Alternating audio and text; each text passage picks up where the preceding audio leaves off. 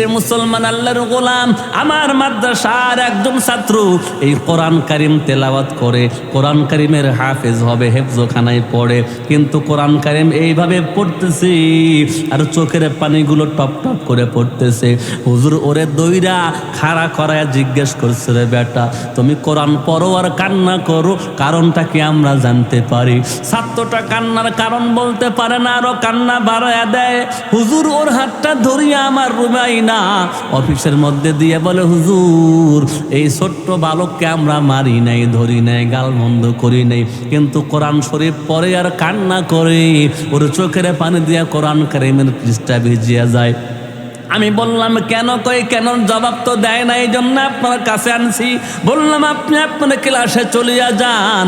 আমি ছাত্রটাকে অফিসের দরওয়াজা বন্ধ করে কেউ নয় আদর সোহাগ দিয়ে অভয় দান করলাম আর বললাম, না বেটা বলো তুমি কেন কান্না করো? ছাত্রটা বলে, হুজুর আমি জোহরের নামাজ আদায় করিয়া মাদ্রাসার থেকে জাগির বাড়ি খাবার খাইতে গেলাম। জাগির বাড়ি খাবার খাইতে গিয়ে দেখি আমার জাগিরদারের বিবি তার ছোট্ট ছেলে মুখের মধ্যে লোকমা উঠাইয়া খাবার খাওয়াইয়া দেয়, আর জাগিরদারের ছেলে মাঝে মধ্যে হাসি দেয় আর খুশি হয়, আর ওর মাকে মা বইলা ডাক দেয়। হুজুর এই দৃশ্য দেখার পর আমার যে মার কথা মনে হয়ে গেছে। মার কথা মনে করলে আমার চোখ দিয়ে পানিগুলো জড়জড় করে পড়ে। কেউ মারে নাই। আমি প্রশ্ন করলাম, কয়দিন হলো তুমি আসছো? বলে 1 বছর পার হয়ে গেছে, 1 মাস পার হয়ে গেছে, বাসার থেকে মাদ্রাসায় আসছি। আমি বললাম, রে বেটা দরখাস্ত লেখা লাগবে না, আমি তোমারে 3 দিনের ছুটি পাস করলাম, মঞ্জুর করলাম। আজকে বাসায় যাইবা, কালকে থাকবা, পরশুদিন আইবা। তুমিও যখন বাসায় যাইবা তোমার মা তোমার মুখের মধ্যে খাবার উঠাইয়া দেবে।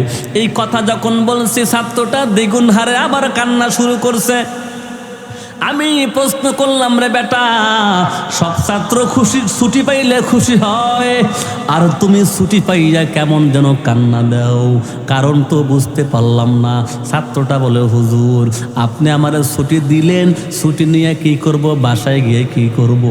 আমার যে মা নাই, এই চর্মচক্ষু দিয়া আমার মারে কেমন দেখা যায় কোনোদিন দেখি নাই।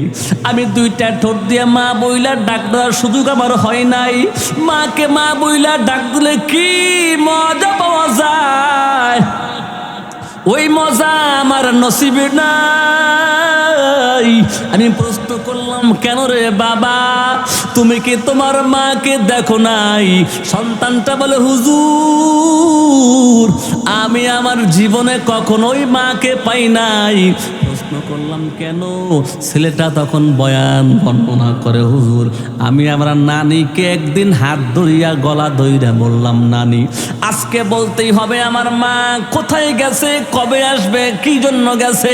আমার নানি সেই দিন বলছিল, ও নাতি ভাই তোমার মা ওই যে কবরস্থান দেখা যায় ওই কবরে শুয়ে আছে, তোমার মা জীবনে আর ওখান থেকে আসবে না। আমি তখন নানিকে প্রশ্ন করলাম, ও নানি আমার মা কেমনে মারা গেছে? নানি বলছিল তোর কারণেই তোর মা মারা গেছে। ছাত্রটা বলে, হুজুর আমি তখন কান্না দিয়া বলছিলাম, নানি আমার কারণে কেমনে আমার মা মারা গেছে, আমারে বুঝায় বলো। নানি তখন বলছিল, শোনো তোমাকে যেই দিন প্রসবিত করে তুমি যেই দিন এই দুনিয়াতে জন্মগ্রহণ করো, তোমাকে জন্ম দিতে গিয়া তোমার মা প্রাণ পাখিটা হারায়া ফালাইছে। যেই দিন তুমি প্রসব হইবা, যেই দিন তুমি ভূমিষ্ঠ হইবা, তার 1 দিন আগের থেকে তোমার মায়ের প্রসব বেদনা তীব্র।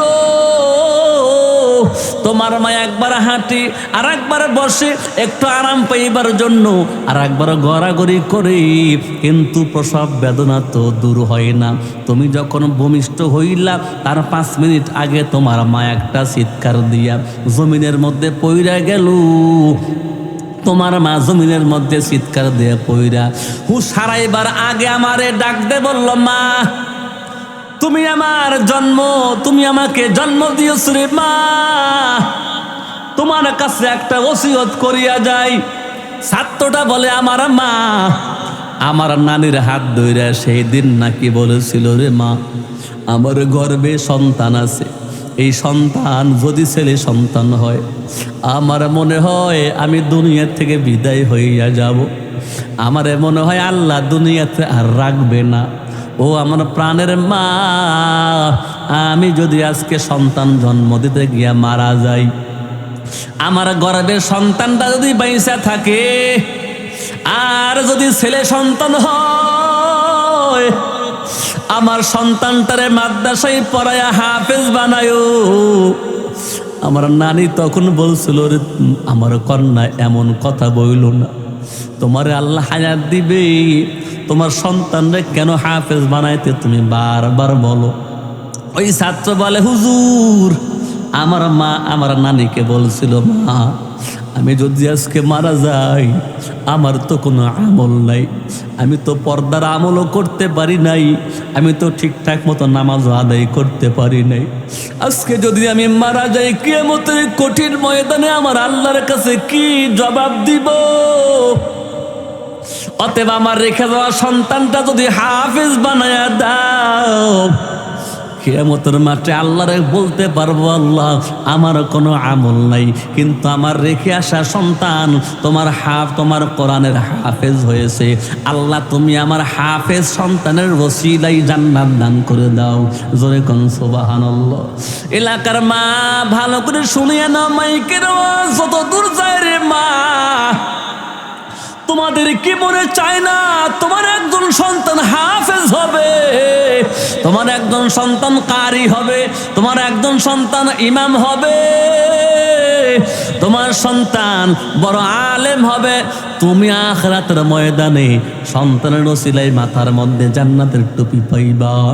এ মুসলমান মা, এ আমার বাবারা, সামনে বসা আব্বারা, ভালো করে শুনিয়া নাও, নিজে আলেম হইতে পারো নাই, সন্তানকে হাফেজ বানাও। সন্তানকে পারো নাই, নাতিকে হাফেজ বানায়া যাও। কিয়ামতের ময়দানে আল্লাহর কাছে বলতে পারবা, আল্লাহ আমার কোনো আমল নাই, আমার নাতিটা হাফেজ হইছে, আমার সন্তানটা হাফেজ হইছে, এইটারে ওসিলা বানাইয়া তুমি তোমার রহমত আমারে দান করো। এ মুসলমান আল্লাহর গোলাম, ওই ছাত্রটা ডাকতে বলে, হুজুর আমার মা এই ওসিয়ত করার পর চিৎকার দিয়ে জমিনে পইরা হুঁশ হারায়া ফালাইছে, সংজ্ঞা হারায়া ফালাইছে, আমি ভূমিষ্ঠ হয়েছি, কিন্তু আমার মা সংজ্ঞা ফিরা পায় নাই, মারা গেছে। হুজুর আমি পণ করেছি আমার জীবন থাকবে আর যাবে, আমি হাফেজ না হইয়া বাড়িতে কখনোই যাব না, হাফেজ না হইয়া আমার ভালো লাগবে না, কারণ আমার মাকে দুনিয়াতে পাই নাই, আখিরাতের ময়দানে যখন ফুলসিরাতের ঘাটে মাকে পাবো, মিজানের পাল্লায় মাকে পাবো, আমি সেই সময় যেন মাকে কইতে পারি, রে মা আমি তোমার রেখে আসা সন্তান, আমি হাফেজে কোরআন হয়েছি রে মা। ছাত্রটা বলে, হুজুর আমি এই জন্য কষ্ট করে মাদ্রাসায় পড়ে হাফেজ হওয়ার জন্য। এ মুসলমান ভাই বোন বন্ধুরা ভালো করে শুনিয়ে নাও, এ ছাত্রটা আমারে বলে, হুজুর এই জন্য আমার যে কোনো ছাত্র যদি তার মাকে মা বইলা ডাক দেয় আমার সামনে, আমার কলিজা ফাটিয়া যায়, আমার কান্না আসে। আমি বললাম, তুমি কি কোনোদিন মা কয়া কাউরে ডাক দাও না? ছাত্রটা বলে, হ্যাঁ আমি যখন বাসায় যাই আমার ছোট খালাকে দেখতে আমার মায়ের মতোই দেখা যায়, আমার নানি বলছে, আমি এই জন্য আমার খালামণিকে মা বইলা ডাক দিই। হুজুর মাদ্রাসা থেকে বাসায় যাওয়ার পর যখন আমার মা বলার শখ আর ইচ্ছা জাগে, নানি বাড়ি চলিয়ে যাই, ছোট খালাকে মা বইলা ডাক দেই, একবার না দুইবার না 5 বার ডাক দেই, 10 বার ডাক দেই, শুধু একটা অন্তরে প্রশান্তি লাভের জন্য।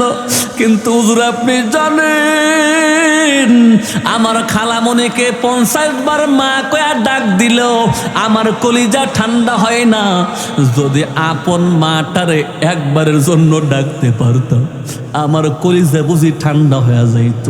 ওরে এলাকার মুসলমান যুবক ভাইরা, রংপুর কাউনিয়া শহীদবাগ এলাকার যুবকেরা যুবতীরা, যাদের মা বেঁচে আছে পায়ে হাত দিয়ে বলিয়া যাই, মাকে কষ্ট দিও না, না, আযাব দিও না, মাকে দুঃখ দিও না, মাকে ধমক দিও না, আব্বাকে ধমক দিও না। আব্বা আর মার খেদমত করো। হাসরের ময়দানে বহু সন্তান মা বাবার খেদমতের ওসিলায় আল্লাহর রহমত পাবে। আল্লাহু আকবার জোরে কোন। বহু সন্তান মার খেদমত করেছে, বাবার খেদমত করেছে, এই ওসিলায় আল্লাহ জান্নাত দিয়ে দিবে। মুসলমান ভাই বোন বন্ধুরা, এই জন্য মা আব্বা যাদের আছে আর দেরি করবা না, দেরি করবা না, অসৎ ব্যবহার করবা না। আব্বা আম্মার খেদমত করবা, আব্বা আম্মার কথা মানবা, আব্বা আম্মার সাথে আদবের সাথে কথা বলবা। আব্বা আম্মা যদি খুশি হয়, আমার আল্লাহর নবী কয় রিজার রব্বি ফি রিজাল ওয়ালিদাইন।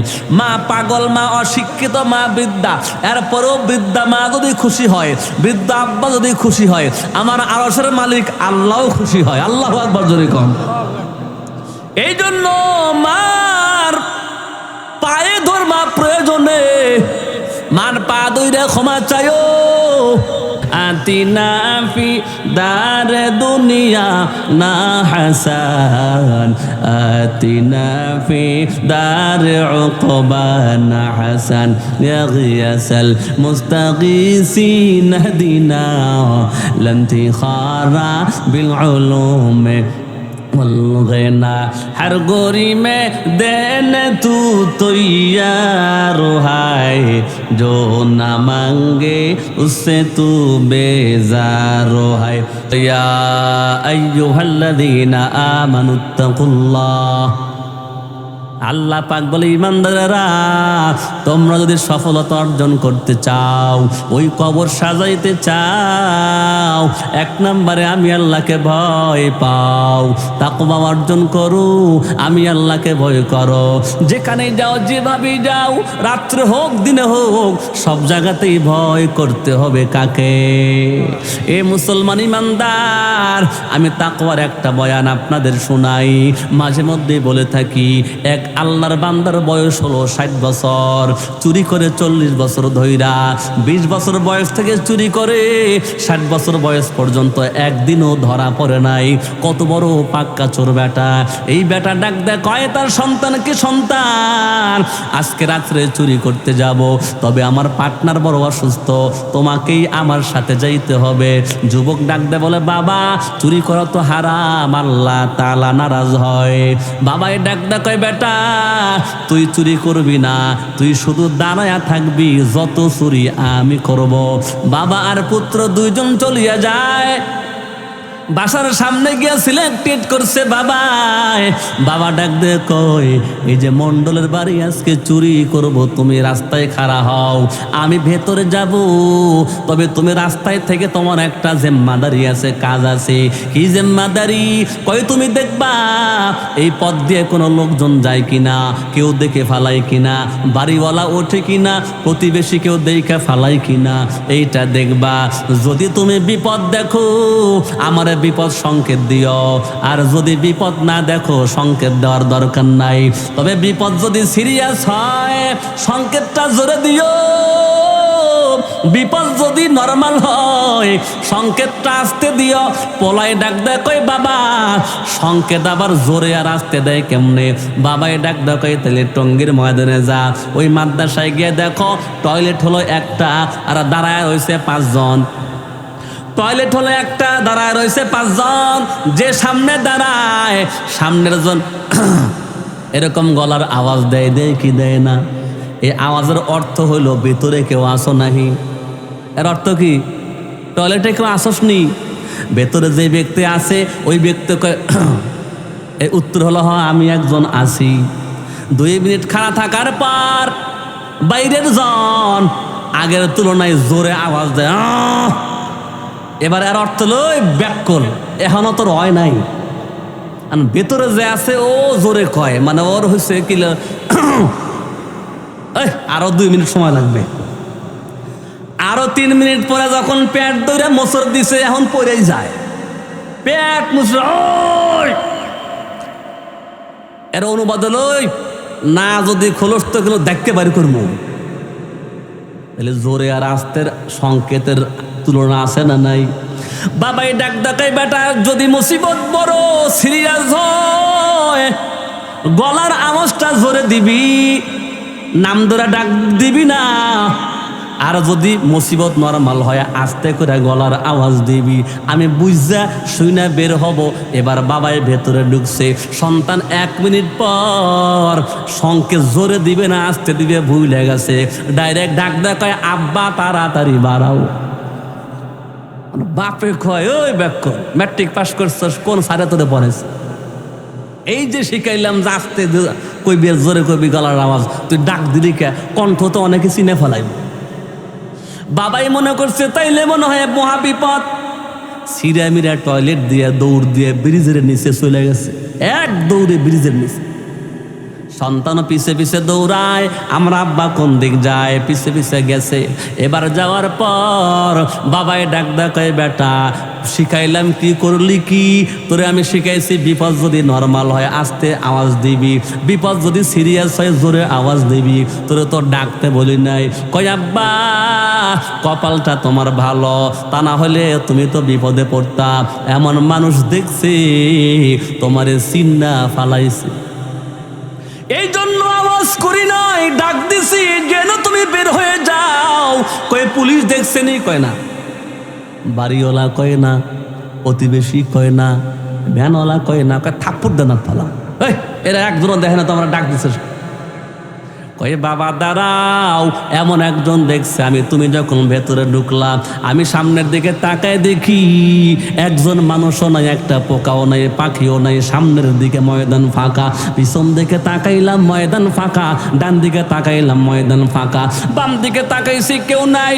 ও আমার বাবা, আমার ঈমান আমাকে ডাক দেয়, সামনে কেউ নাই, পিছনে কেউ নাই, ডাইনে কেউ নাই, বামে নাই। আসমানের দিকে তাকায় দেয়, লা তাখুযুহু সিনাতু ওয়ালা নাওম। বান্দা ডাক দেখায়, ও বাবা সামনে কেউ দেখে না, পিছনেও কেউ দেখে না, ডান পাশেও কেউ নাই, বামেও কেউ নাই, বাড়িওয়ালাও দেখে না। আমার ঈমান আমাকে ডাক দেয়, কয় আসমানের মালিক আল্লাহ তো ঘুমায় না। আমি আসমানের দিকে তাকাইলাম, আমার ঈমান আমারে ডাক দেয়, কয় এমন আল্লাহর গোলাম, ওই আল্লাহর ঘুমও নাই, ঝিমুনিও নাই। ও আমার বাবা, দুনিয়ার কেউ না দেখলেও আমার আল্লাহর চোখকে ফাঁকি দেওয়ার কায়দা নাই। ঠিক না ঠিক? এ মুসলমান আওয়াজ দাও, দুনিয়ার কেউ যেটা না দেখে সেটা দেখেন কে? দুনিয়ার কেউ যেটা না বোঝে সেটা বোঝেন কে? আমি যেখানে যা করি আর বলি, রাত্রে করি আর দিনে করি, পানির মধ্যে গিয়া করি, বিমানে উঠে করি, টয়লেটে গিয়া করি, খোলা ময়দানের মধ্যে গিয়া করি আর বলি, আমার আল্লাহ সব দেখে, সব শুনে, সব জানে। এই ঈমান আর এই বিশ্বাস মনের মধ্যে লালন করিয়া সকল গুনার থেকে বেঁচে থাকার নাম হলো তাকওয়া। আল্লাহু আকবার, জোরে কন। আল্লাহ কয় বান্দা তাকওয়া অর্জন কর, আমি আল্লাহকে ভয় কর। তাহলে আল্লাহকে ভয় করা মানে আর দুনিয়ার কেউ না দেখলো আল্লাহ দেখে, এই বিশ্বাস কইরা সকল গুনাহ পরিহার করার নাম হলো মুত্তাকি আর তাকওয়া। কথা ঠিক না ঠিক? আমাদের দেশে কিছু ছেলে ফেলে আছে, ওদের বয়স খুব একটা বেশি হয় নাই, মাত্র বয়স হলো 12 বছর, 10 বছর, 15 বছর। এরা একটু কম সম বোঝে, ক্লাস 6 বা 8 পড়ে। সরকার আইনও করছে যে মোবাইলে বলে অনলাইনে ক্লাস হয়, কয় মোবাইল না কিনলে ক্লাস করন যায় না, নাম্বার কম পাবে। ওটা ঠিক না ঠিক?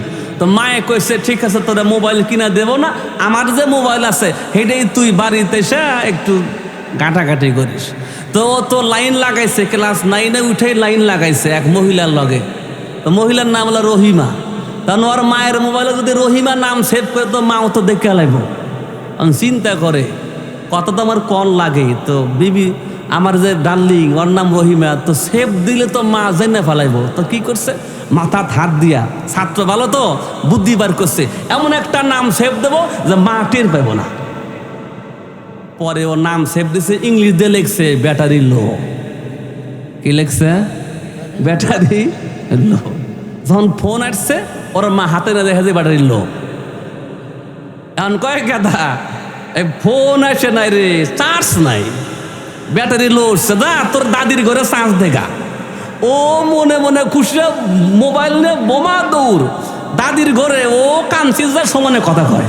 কথা ঠিক না ঠিক? এই কেউ না দেখলে কে দেখে? আরো জোরে কে দেখে? আমরা এবার বলবো আল্লাহকে ভয় করলে লাভ হবে কি? দুইটা কথা বলবো, অনেক ফায়দা। আমি দুইটা ফায়দার কথা বলবো। আল্লাহ পাক বলেন ওয়াসারিউ ইলা মাগফিরাতিম মির রাব্বিকুম ওয়া জান্নাতিন আরদুহাস সামাওয়াতু ওয়াল আরদ উইদ্দাত লিল মুত্তাকিন। ভালো করে শোনো, আমি মুফতি সাহেব, আমি বক্তা সাহেব, আমি ইমাম সাহেব, আমি মাদ্রাসার পরিচালক। তোমরা মনে করছো বক্তার জন্য বুঝে আল্লাহ জান্নাত বানাইছে? না না না, কসম খোদার, আমার জন্য জান্নাত বানায় নাই, ইমাম সাহেবের জন্য জান্নাত বানায় নাই, এমপি সাহেবের নামে জান্নাত বানায় নাই, এ বড় লোকের নামে জান্নাত বানায় নাই, শিল্পপতির নামে জান্নাত বানায় নাই, দানবীর তার নাম ধরে জান্নাত বানায় নাই। আল্লাহ ডাক দে কয় উইদ্দাত লিল মুত্তাকিন। ধনী হও, গরিব হও, শিক্ষিত হও, অশিক্ষিত হও, নর হও, নারী হও, বিবাহিত হও, অবিবাহিত হও, যার অন্তরে আমি আল্লাহর ভয় রয়, আমি আল্লাহ তার জন্য জান্নাত বানাইলাম। জোরে গান সুবহানাল্লাহ। এরে মুমিন, জান্নাত কোন হুজুরের জন্য বানাই নাই। জান্নাত আল্লাহ পাক ডাইরেক্ট বলেন উইদ্দাত লিল মুত্তাকিন। তুমি যদি আল্লাহর তাকওয়া অন্তরে ঢুকাইতে পারো, জান্নাত তোমার জন্যই আমার আল্লাহ বানাইছে। আল্লাহু আকবার জোরে কোন। দুই নম্বরের কথা শুনো, ইন্না আকরামাকুম ইনদাল্লাহি আতকাকুম। আল্লাহ ডাক দে কয় এই যে আমি বয়ান করতেছি ময়দানে বৈশা, কত সম্মান আপনারা দান করলেন, কত সুন্দর খাওয়াইলেন, যাওয়ার সময় টাকাও দিয়ে দিবে, প্রাইভেট কার নিয়ে আসলাম, এর নাম সম্মান। আল্লাহ কয় এ বান্দা, এর নাম সম্মান না, এই বক্তার জন্য সম্মান, এই সম্মান সম্মান না, ক্ষণস্থায়ী। চেয়ারম্যানের জন্য দাম, চেয়ারম্যান দামি, এই দামি ক্ষণস্থায়ী। এইগুলোর দামের কোনো দাম নাই, এইগুলো সম্মানের কোনো দাম নাই। আল্লাহ পাক ডাক দে কয় ইন্না আকরামাকুম ইনদাল্লাহি আতকাকুম। প্রকৃত সম্মানী কে? আল্লাহ ডাক দে কয় যার অন্তরে আমি আল্লাহর যত বেশি ভয়, তার সম্মান আমি আল্লাহর আদালতে তত বেশি হয়। আল্লাহু আকবার জোরে কোন। একজন রিকশাওয়ালা আল্লাহকে ভয় করে, আল্লাহ কয় রিকশাওয়ালার দাম আমার কাছে বেশি। একজন প্রতাপশালী মানুষ আল্লাহকে ভয় করে না, আল্লাহ কয় দুনিয়ার লোক সালাম দিল আমি আল্লাহর কাছে দাম নাই। কথা কন না কেন? আজান শোনার পরে যে ব্যক্তি মসজিদে যায় সে কাকে ভয় করে? আজান শুনে যে ব্যক্তি ঘুমায় সে কাকে ভয় করে না? কথা কয় না? আপনাদের এলাকায় যে নামাজের জন্য আজান দেয়, ফজরের নামাজের আজান দিছে, 80 জন যুবকের ঘুম ভেঙে গেছে, এর মধ্যে মাত্র 10 জন যুবক মসজিদে যায়। বুঝতে হবে এই 10 জনের অন্তরে আমার আল্লাহর ভয়। জোরে কোন। আর 70 জন করলো কি? আজান শোনার পরে ঘুমটা ভাঙলো, আলহামদুলিল্লাহ।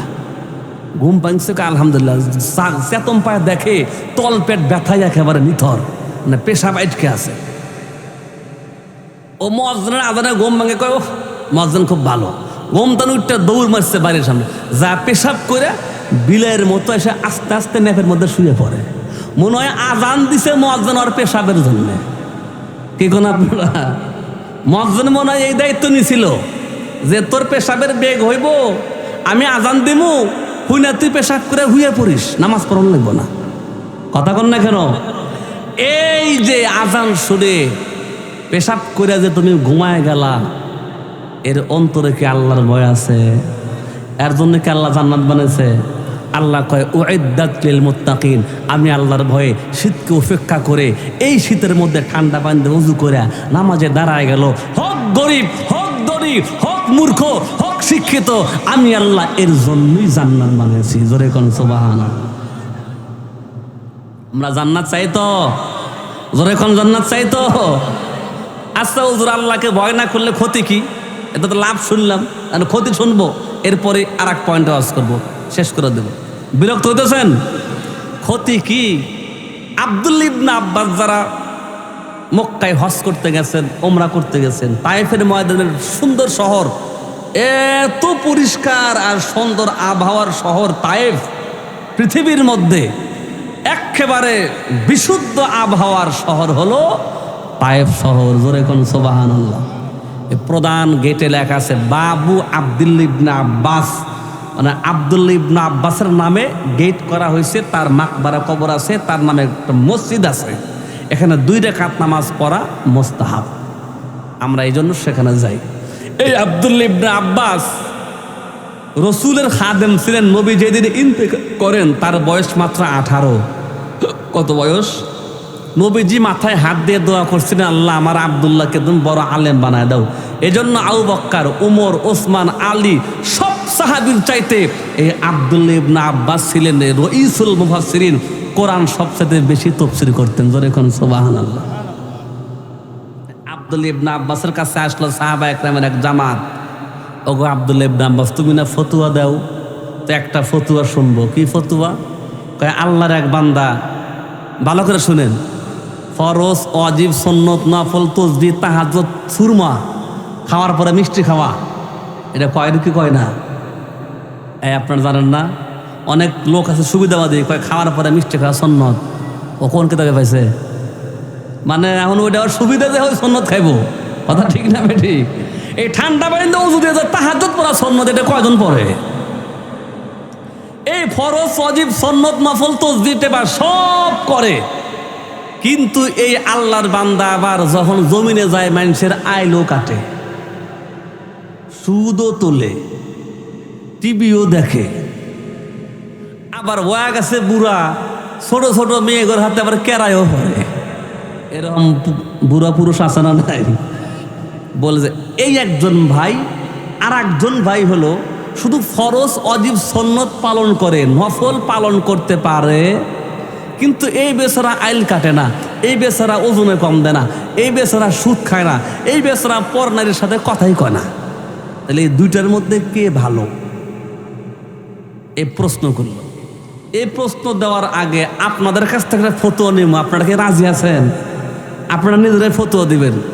এক চাচা, ওই হইল ডিজিটাল, তো চাষিরে ডাক দেয়, কইতেছে শোনো হাটে যাব, কি কি আনতে হবো? চাষি ডাক দেয়, কয় শোনো সব তো আনবে, তবে সরিষার তেল, সয়াবিন তেল, নারিকেল তেল, কেরাসিন তেল। কয়টা হইল?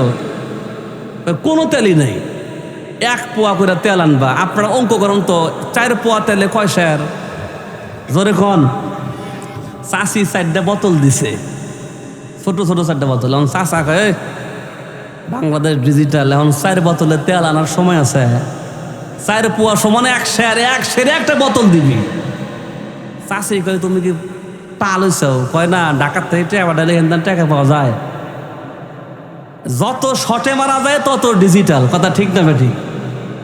এই জন্য আমার মারা এখন ডোল্লা ডিল্লা বোরকা বাদ দিয়া যত চিপে চাপা বোরকা সব ডিজিটাল। কথা ঠিক না বেঠিক? ওরে আল্লাহ, বোরকা তো পড়ছি এমন করে আমার কোবার মতো হেন থেকে আবার সিলাই ভাগ হয়ে গেছে, আর ওর উপরে একটা ভুলও দিছে, আকর্ষণ বিকর্ষণ। কথা ঠিক না বেঠিক? যুবকরা চা থাকে, না জানে ওরে কি আছে। এটা ডিজিটাল বোরকা। এই বোরকা পরেও যা, এই বোরকার চাইতে ওই লম্বা কাপড় দিয়ে ঢেকে যাওয়া আরো ভালো। বাইরে আমার চাচা কয় মান মোটান মোনা বোতল 1 সেরে দে। চাচা 1 সেরে বোতল নিয়ে গেছে। দোকানদারে কয় শোনো, তেল নেমু 1 সের, 4 পোয়া 4 রকমের তেল। দোকানদার চা থেকে হাসে, চাচা বুঝি মস্কারা করে, কয় না না বেটা, 1 পোয়া তেল খাঁটি সরিষার মার, সরিষার 1 পোয়া তেল দিবি বোতলের মধ্যে। বোতল দিচ্ছে 1 সেরে বোতল।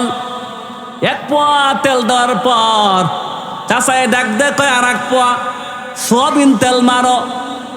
কয় বোতল দাও। কয় আগেই কইছি বোতল একটা। দোকানদার মনে করছে সোয়াবিন সরিষা মিক্সার করে খাওয়ার আবিষ্কার করছে, দিছে। কিছুক্ষণ পর কয় তাকাও কেন, আর 1 পোয়া নারিকেল দাও। দোকানদার তাকায়, কয় চাচা। কয় চাচা কস মানে ওর মধ্যে দিবি। দোকানদার মনে করছে সরিষা, সোয়াবিন আর নারিকেল একসাথে খাবে না, এই 3টা তেল বুঝি মালিশ টালিশ করবো। চাচা মনে হয় বড় কবিরাজ, ওটাও দিছে।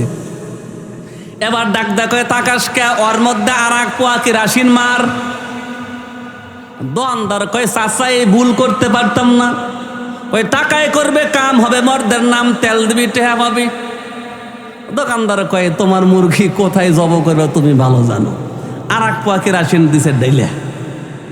এবার তেল হলো 1 সের। বলেন আগের 3টা পবিত্র তেল ভালো আছে না খারাপ হয়ে গেছে? আগের যে 3 পোয়া, পরে যে 1 পোয়া, এই 1 পোয়াই এত খারাপ, এত পাওয়ার যে 3 পোয়াকে নষ্ট করছে। আপনারা বিশ্বাস করেন আর না করেন, প্রত্যেকটা গ্রামে, প্রত্যেকটা মহল্লায়, প্রত্যেকটা মসজিদে, প্রত্যেকটা বিদ্যালয়ে যত কমিটির লোক আছে, যত মুসল্লি আছে, 10 জন ভালো থাকলে 1 জন থাকে কেরাসিন মার্কা, ওই ওর কারণে পুরো গ্রাম অশান্তি। কথা ঠিক না বেঠিক? এই এলাকা তো আছে কেরাসিন তেল, সব কারণেই আছে। গোটা বাংলাদেশের মুসলমানদের অন্তরে রক্তক্ষরণ শুরু হয়েছে, আগুন লেগে দিয়েছে এই কেরাসিন মার্কা বাউল আবুল হরকার। কথা ঠিক না ঠিক? ভাইয়েরা আমার, আপনারা এবার ফতুয়া দেন, এই 1 পোয়া কেরাসিন তেল 3 পোয়া ভালো তেলকে নষ্ট করার ক্ষমতা রাখছে কি রাখে নাই? কেন? এই তেল খারাপ। তাহলে খারাপের পাওয়ার, বলেন খারাপের পাওয়ার বেশি।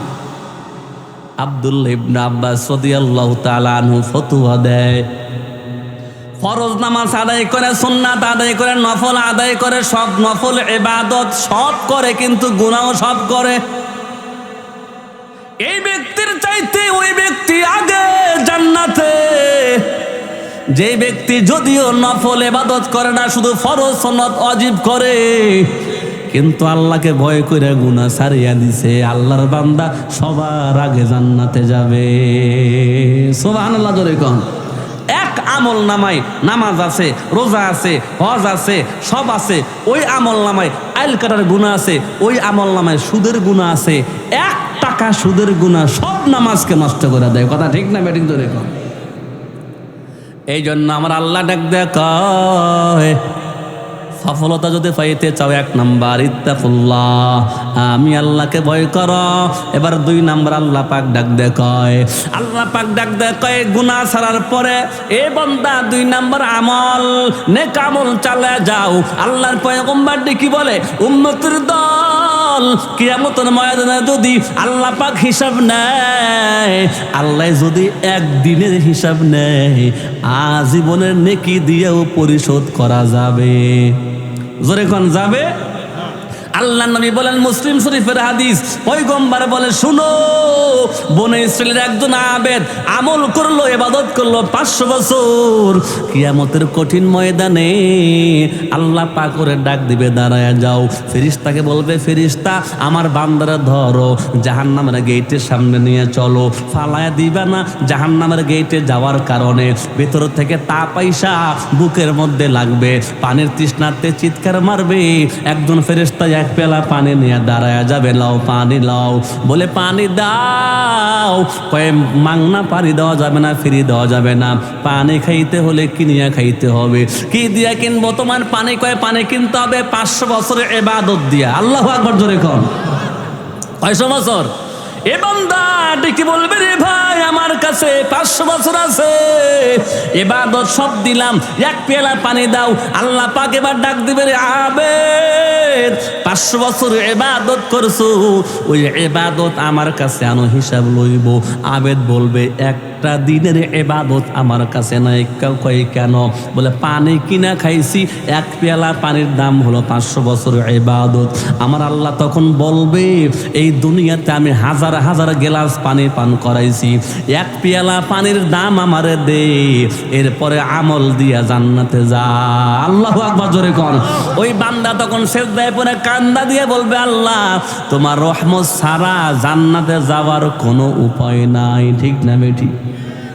তাই আমার আল্লাহ তাআলা ডাক দেখায়, অবতাগু ইলাইহিল ওয়াসিলা। ও বান্দা, আমল তো করতে থাকবি, আমল করবি, কিন্তু আমল আমি আল্লাহ যদি 1 পেয়ালা পানির হিসাব চাই, তোমার সারা জিন্দেগির আমল দিয়েও কিনতে পারবা না। তোমরা আমি আল্লাহর কাছে এমন একটা আমল নিয়ে আসবা, যে আমলে ইখলাস থাকবে, যে আমলে সুন্নাত থাকবে। ওই একটা আমল, আমার আপনার জীবনের একটা আমল যদি কবুল হয়, ওই আমলের ওসিলায় আল্লাহ সব আমল কবুল করবেন। জোরে কোন সুবহানাল্লাহ। ইবাদত বাদ দেওয়া যাবে? করতেই হবে, তবে অহংকার করা যাবে না যে আমি জান্নাতে যাবই, এমন কথা বলা যাবে না। হ্যাঁ, আমি ইবাদত করছি, আমার আল্লাহ রহম করলে জান্নাতে যাইতে পারবো, আল্লাহ রহমত না করলে জান্নাতে যাইতে পারবো? সাহাবা একরাম বলে, পয়গম্বর আপনি কেমনে জান্নাতে যাবেন? আমার নবী কয়, আমিও আল্লাহর রহমতেই জান্নাতে যাব। সুবহানাল্লাহ ধরে কোন।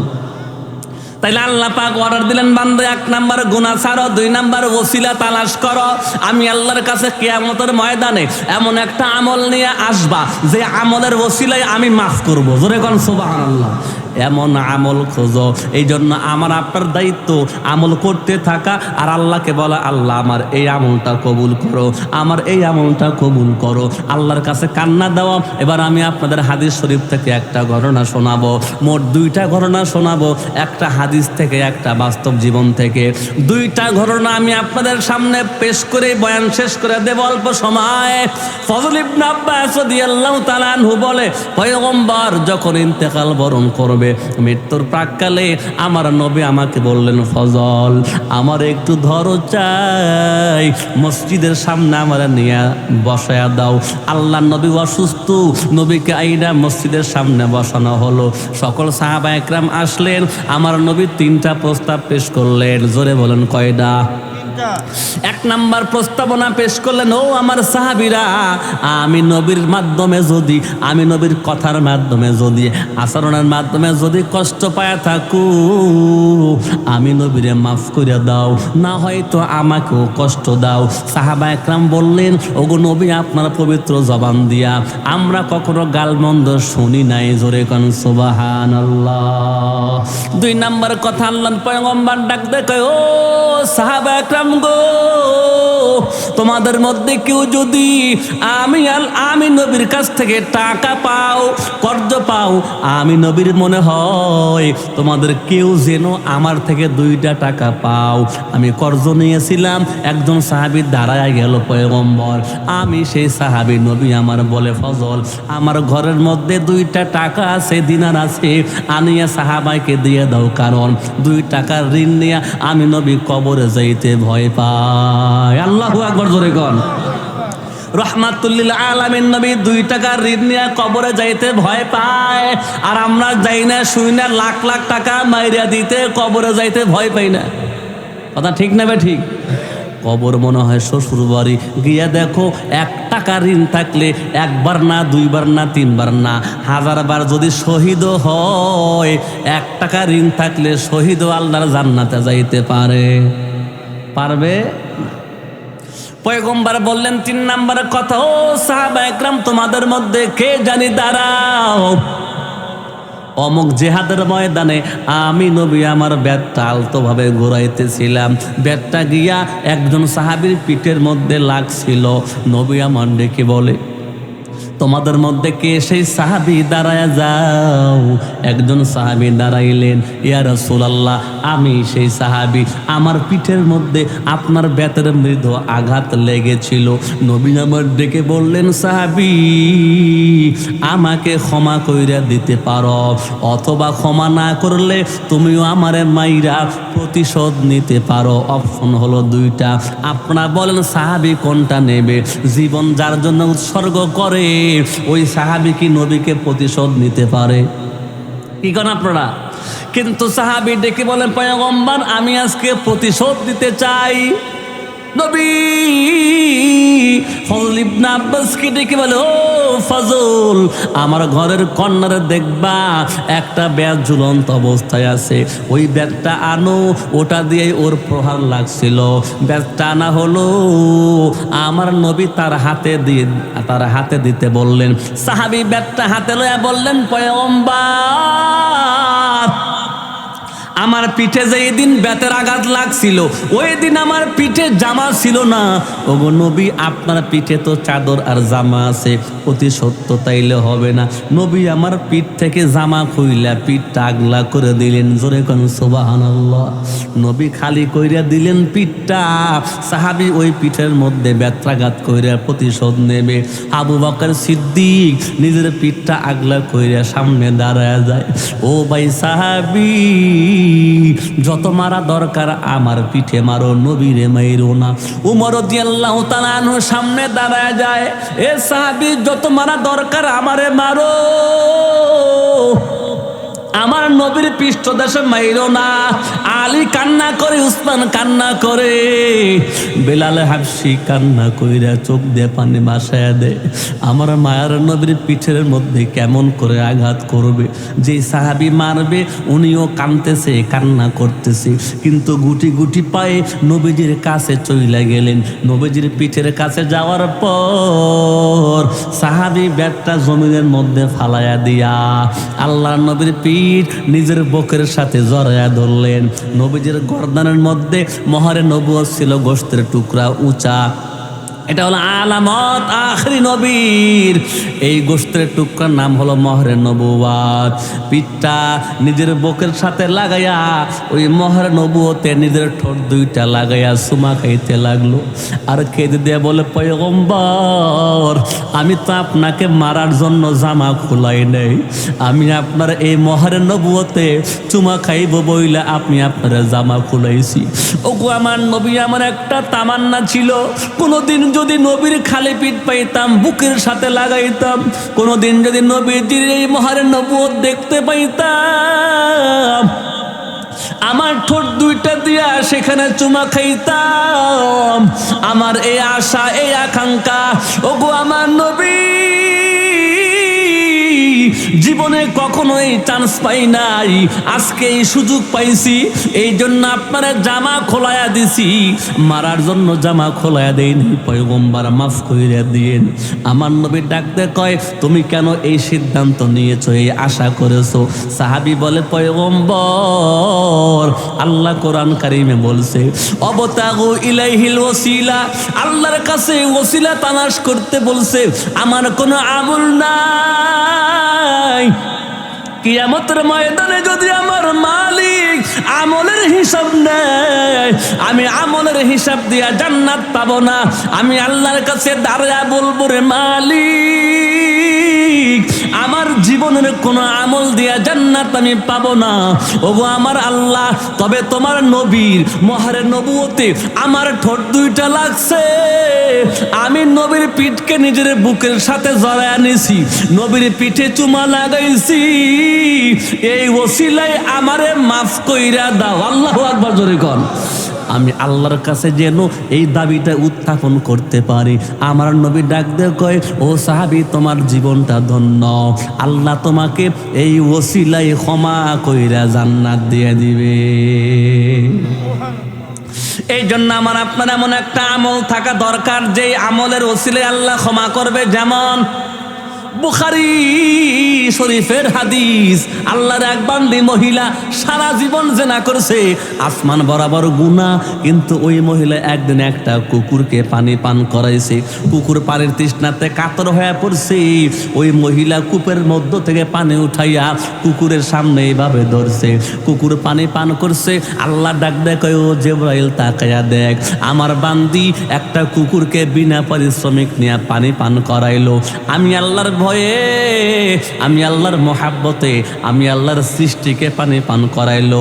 যা জিবরাইল যাও, আমি আমার বান্দাকে, আমি আমার বান্দিকে এই ওসিলায় জান্নাতের মেহমান বানায়া দেব।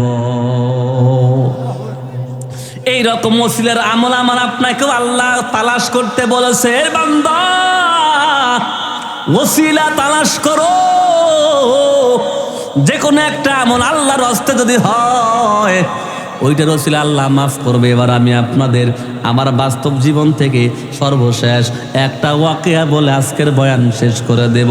আপনাদের ইকরা মডেল মাদ্রাসার মতো আমারও মাদ্রাসা ছিল রে ভাই, আমারও মাদ্রাসা আছে। আমি প্রায় 3টা মাদ্রাসায় এই যাবৎ চাকরি করেছি। এর মুসলমান আল্লাহর গোলাম, আমার মাদ্রাসার একজন ছাত্র এই কোরআন কারিম তেলাওয়াত করে কোরআন কারিমের হাফেজ হবে, হেফজখানায় পড়ে, কিন্তু কোরআন কারিম এইভাবে পড়তেছে আর চোখের পানিগুলো টপ টপ করে পড়তেছে। হুজুর ওরে দইরা খাড়া করায় জিজ্ঞেস করছে, রে বেটা তুমি কোরআন পড়ো আর কান্না করো, কারণটা কি আমরা জানতে পারি? ছাত্রটা কান্নার কারণ বলতে পারে না, আরো কান্না বাড়ায় দেয়। হুজুর ওর হাতটা ধরিয়া আমার রুমাই না অফিসের মধ্যে দিয়ে বলে, হুজুর এই ছোট্ট বালককে আমরা মারি নাই, ধরি নাই, গাল বন্ধ করি নাই, কিন্তু কোরআন শরীফ পড়ে আর কান্না করে, ওর চোখের পানি দিয়া কোরআন কারিমের পৃষ্ঠা ভিজিয়া যায়। আমি বললাম কেন? কই কেন? জবাব তো দেয় না, এই জন্য আপনার কাছে আনছি। বললাম আপনি আপনার ক্লাসে চলিয়া যান। আমি ছাত্রটাকে অফিসের দরওয়াজা বন্ধ করে কেউ নয় আদর সোহাগ দিয়ে অভয় দান করলাম আর বললাম, না বেটা বলো তুমি কেন কান্না করো? ছাত্রটা বলে, হুজুর আমি জোহরের নামাজ আদায় করিয়া মাদ্রাসার থেকে জাগির বাড়ি খাবার খাইতে গেলাম। জাগির বাড়ি খাবার খাইতে গিয়ে দেখি আমার জাগিরদারের বিবি তার ছোট্ট ছেলেকে মুখের মধ্যে লোকমা উঠাইয়া খাবার খাওয়াইয়া দেয়, আর জাগিরদারের ছেলে মাঝে মধ্যে হাসি দেয় আর খুশি হয়, আর ওর মাকে মা বইলা ডাক দেয়। হুজুর এই দৃশ্য দেখার পর আমার যে মার কথা মনে হয়ে গেছে। মার কথা মনে করলে আমার চোখ দিয়ে পানিগুলো জর করে পরে। কেউ মারে নাই। আমি প্রশ্ন করলাম, কয়দিন হলো তুমি আসছো? বলে 1 বছর পার হয়ে গেছে, 1 মাস পার হয়ে গেছে, বাসার থেকে মাদ্রাসায় আসছি। আমি বললাম, রে বেটা দরখাস্ত লেখা লাগবে না, আমি তোমারে 3 দিনের ছুটি পাস করলাম, মঞ্জুর করলাম। আজকে বাসায় যাইবা, কালকে থাকবা, পরশুদিন আইবা। তুমিও যখন বাসায় যাইবা তোমার মা তোমার মুখের মধ্যে খাবার উঠাইয়া দেবে। এই কথা যখন বলছি ছাত্রটা দ্বিগুণ হারে আবার কান্না শুরু করছে। আমি প্রশ্ন করলাম, রে বেটা সব ছাত্র খুশি ছুটি পাইলে খুশি হয়, আর তুমি ছুটি পাইয়া কেমন যেন কান্না দাও, কারণ তো বুঝতে পারলাম না। ছাত্রটা বলে, হুজুর আপনি আমার ছুটি দিলেন, ছুটি নিয়ে কি করব, বাসায় গিয়ে কি করব? আমার যে মা নাই, এই চর্মচক্ষু দিয়া আমার মারে কেমন দেখা যায় কোনোদিন দেখি নাই। আমি 2টা ঠোঁট দিয়া মা বইলা ডাক দেওয়ার সুযোগ আমার হয় নাই।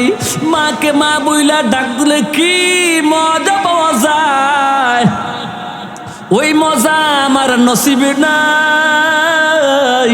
আমি প্রশ্ন করলাম, কেন রে বাবা তুমি কি তোমার মাকে দেখো নাই?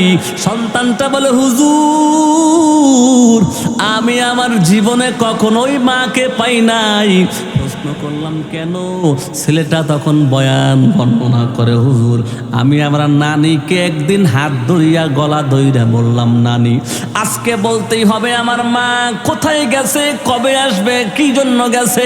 আমার নানি সেই দিন বলছিল, ও নাতি ভাই তোমার মা ওই যে কবরস্থান দেখা যায় ওই কবরে শুয়ে আছে, তোমার মা জীবনে আর ওখান থেকে আসবে না। আমি তখন নানিকে প্রশ্ন করলাম, ও নানি আমার মা কেমনে মারা গেছে? নানি বলছিল, তোর কারণেই তোর মা মারা গেছে।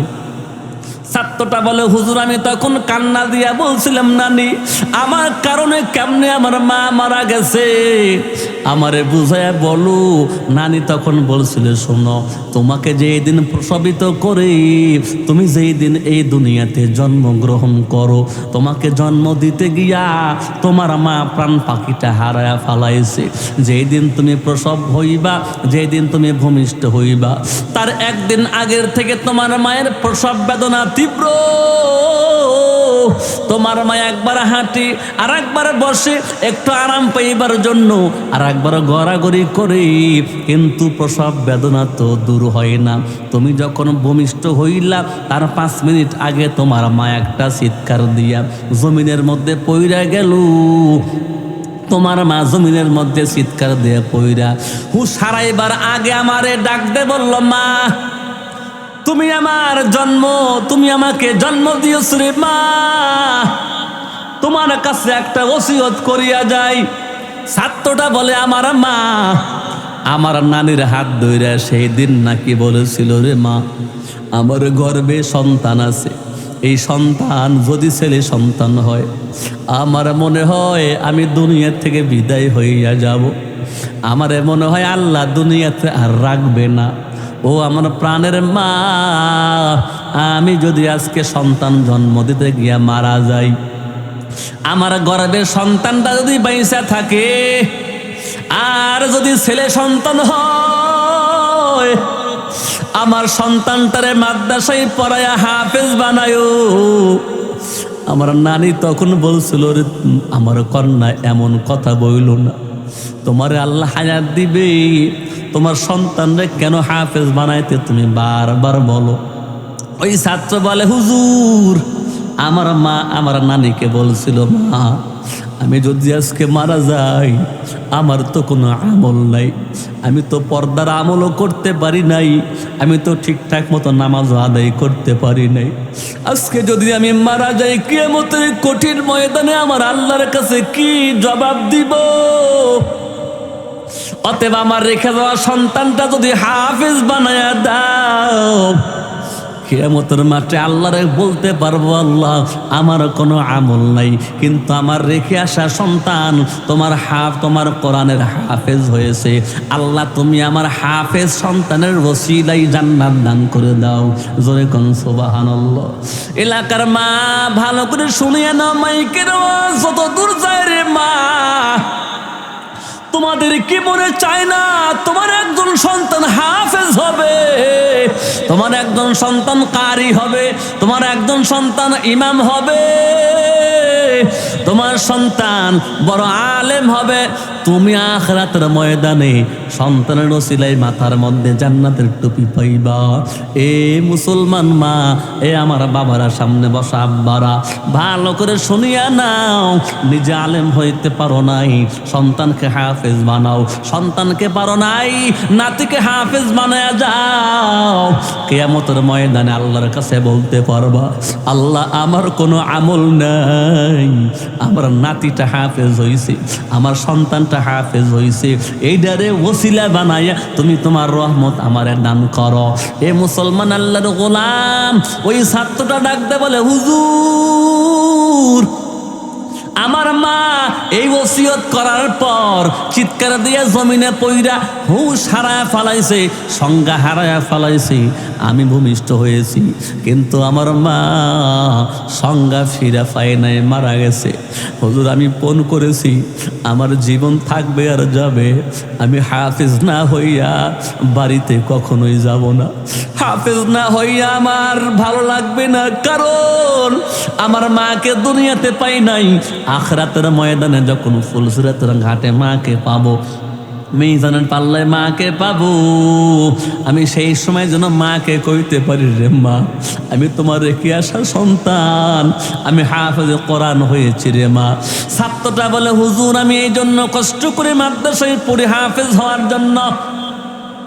এ মুসলমান ভাই বোন বন্ধুরা, ভালো করে শুনিয়ে নাও, এ ছাত্রটা আমারে বলে, হুজুর, এই জন্য আমার যে কোনো ছাত্র যদি তার মাকে মা বইলা ডাক দেয় আমার সামনে, আমার কলিজা ফাটিয়া যায়, আমার কান্না আসে।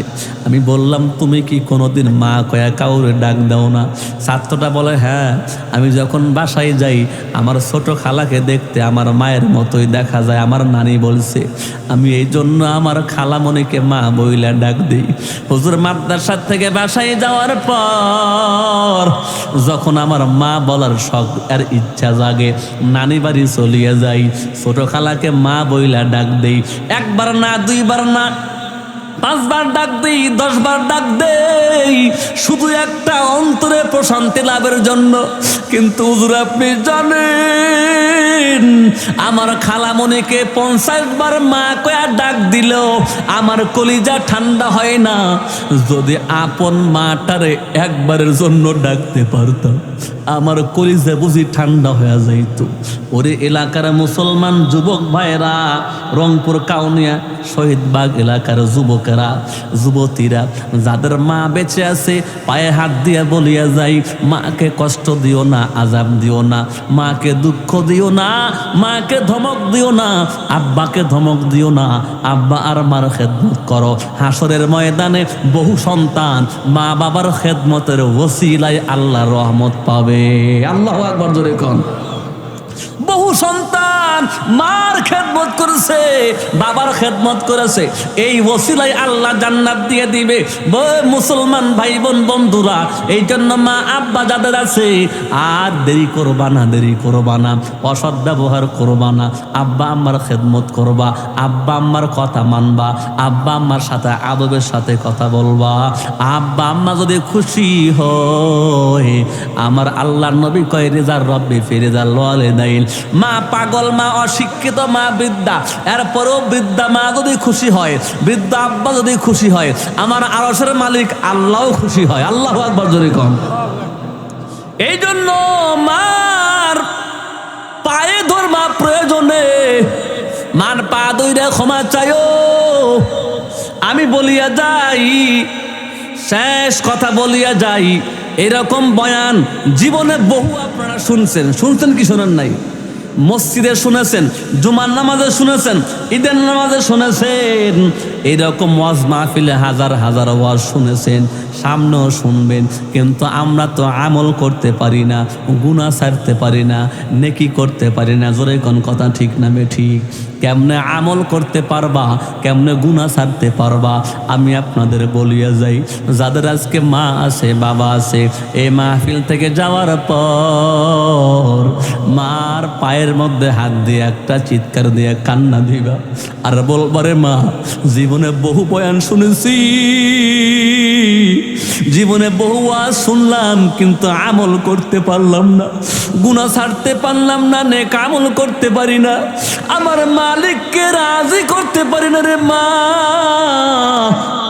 ওগো মা, হুজুর বলে দিছে তুমি যদি দোয়া করো আমার আল্লাহ আমলের সুযোগ দান করবে। মা তোমার সাথে যত বেয়াদবি করছি মাফ করে দাও আর আমার জন্য দোয়া করিয়া দাও। মা তখন মাথায় হাত দিয়ে বলবে, রে আল্লাহ,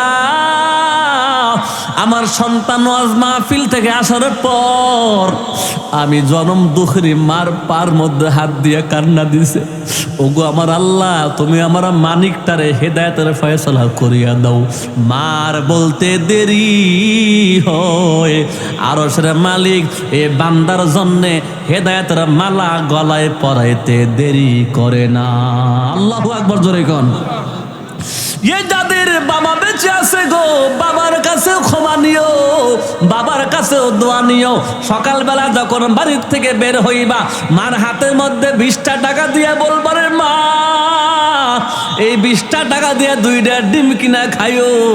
আব্বার হাতের মধ্যে 50টা টাকা দিয়ে বলবারে, বাবা এই 50টা টাকা দিয়া চাষতলে বৈশা চা খাইও।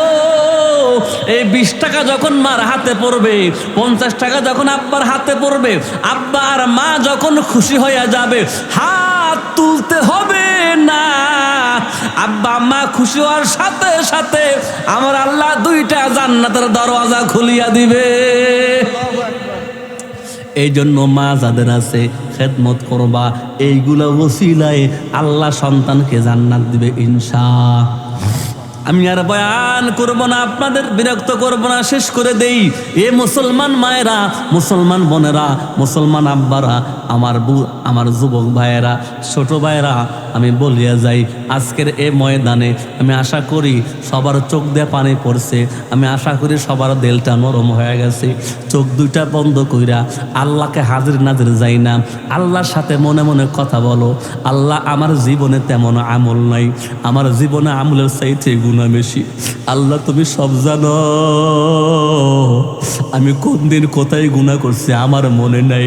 মাওলা, আমি কোন দিন কোথায় কিভাবে গুনাহ করছি আমার মনে নাই, কিন্তু মালিক তুমি সব জানো।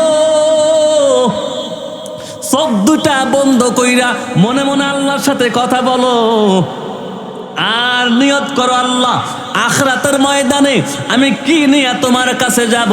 আমার কিছুই নাই, আমার কিছুই নাই। এই ময়দানে 2 ফোঁটা চোখের পানি ফালাইয়া দিছি, এই 2 ফোঁটা চোখের পানির ওসিলায় তুমি মাফ করো। আল্লাহর কাছে চোখ দুইটা বন্ধ কইরা এ মুসলমান সিদ্ধান্ত নাও, মনে মনে মনকে বুঝাও, আল্লাহর সঙ্গে মনে মনে চুক্তি করো। আল্লাহকে বলো, মাওলা আমার কোনো আমল নাই, হিসাব চাইলে দিতে পারবো না। আজকের এই মাহফিলে দোয়ার আগে আল্লাহ তোমার কোরআনের জন্য, হাফেজদের জন্য, এই মাদ্রাসায় আমি গরিব মানুষ, আমার টাকা নাই, দিন কামাই করে দিন খাই, আমি এই 500টা টাকা শুধু তোমার জন্য দান করলাম। উদ্দেশ্য হলো কিয়ামতের ময়দানে ওসিলা বানায়া দিও। এই নিয়ত করিয়া চোখ দুটো বন্ধ কইরা আগে নিয়তটা ঠিক করেন, এরপরে দান করবেন। নিয়ত ঠিক না করিয়া দান করলে কাজ তেমনটা হবে না। আগে চোখ বন্ধ করে আল্লাহর সাথে বলেন, আল্লাহ আমার কোনো আমল নাই, কি নিয়ে তোমার কাছে হাসরের ময়দানে যাব? আমি গরিব মানুষ, আমি খুশি হইয়া তোমার কোরআনের জন্য এই 100, 200, 500, 1000, 2000 টাকা দান করলাম। এটার ওসিলা হিসাবে কবুল করে নাও। আল্লাহ যদি কবুল করে, নিয়ত যদি ঠিক থাকে, এই ওসিলায়ও আল্লাহ রহমত দান করে জান্নাত দিবে ইনশাআল্লাহ। আল্লাহর বান্দারা, এবার আমি আপনাদের বলবো, মেহেরবানি করে সময় বেশি নিব না, আল্লাহকে হাজির নাজির যাই না, আল্লাহকে রাজি করার জন্য, আখিরাতের ময়দানে ওসিলার জন্য। সাহাবী নবীর পিঠের মধ্যে চুমা খায়, সাহাবী আল্লাহকে বলবে, মালিক আমার আমল নাই, নবীর পিঠে চুমা খাইছি, এটাই আমার আমল। ওই ছাত্রের মা আখিরাতে বলবে, মালিক আমার কোনো আমল নাই, আমার ছেলে হাফেজ, এটাই আমার আমল, ওসিলা কবুল করে নাও। এই যুবক ভাইয়েরা আমার, আব্বারা আমার, বাবারা আমার, মায়েরা আমার, আপনারা নিয়ত করে নেন, ময়দানে দোয়ার আগে দান করলাম আল্লাহ, এই দানটাই ওসিলা বানায় না, আমার কোনো আমল নাই। আল্লাহর কোন বান্দা আছেন আমি দোয়া করে দেব, দোয়া না করে কেউ যাবেন না। আমার আশা, আমার বিশ্বাস আজকের দোয়া কবুল হবে। এই ময়দানে এমন কোনো মানুষ নাই যার মনটা নরম হয় নাই, এমন কোনো পাপিষ্ট নাই যার মনটা নরম হয় নাই, এমন কোনো রাগান্বিত ব্যক্তি নাই যার মনটা নরম হয় নাই। আল্লাহ দোয়া কবুল করবে। আল্লাহর কোন বান্দা আছেন এই ইকরা মাদ্রাসার জন্য দান করবেন? এই মাদ্রাসা পরিবেশ তেমন ভালো করতে পারে নাই কেন? অর্থের অভাব। আপনারা বুঝবেন, জানবেন, মাদ্রাসার ঘরের নাম মাদ্রাসা না, বিল্ডিং এর নাম মাদ্রাসা না, মাদ্রাসা হলো লেখাপড়া করার নাম। ঠিক না ভাই? ঠিক। আপনারা দেখবেন বিল্ডিং আছে 3 তলা, লেখাপড়া নাই, ছাত্র নাই, এটা মাদ্রাসা কয় না।